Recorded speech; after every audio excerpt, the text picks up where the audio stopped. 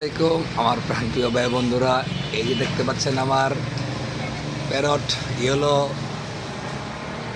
Lovebird, নতুন জোড়া, নতুন কালেকশন।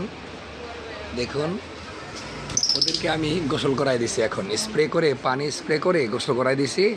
একদম ভিজে একাকার অবস্থা। ইনশাল্লাহ 2-3 মিনিটের ভিতরে ওদের শরীরটা আবার আগের মতো শুকনা হয়ে চকচকা ঝকঝকা হয়ে যাবে। আসলে পাখিকে কি মাঝে মাঝে গোসল করানো সম্ভব, ভালো নাকি গোসল করার ক্ষতি হয় লাভবার্ডকে, এটা আমি জানি না, কারণ লাভবার্ড আমার একেবারে নতুন কালেকশন। আপনারা যদি জানেন অবশ্যই জানাবেন যে পাখিকে স্প্রে করে গোসল করানো যাবে কি যাবে না, তাতে কি লাভ না লস, অবশ্যই জানাবেন। কারণ এগুলো একদম নিউ অ্যাডাল্ট পাখি। ওদেরকে যে এখানে ব্রিডিং বক্স দেওয়া হয়েছে, এই পাশে ব্রিডিং বক্সটা আমি অ্যাডজাস্ট করে দিছি একেবারে নতুন অবস্থায়। এখন আল্লাহ যদি চায়, ভাগ্যে থাকলে হয়তো ডিম বাচ্চা হবে।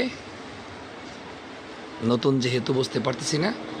সবাই দোয়া করবেন, সবাই সুস্থ থাকবেন, ভালো থাকবেন। আল্লাহ হাফেজ।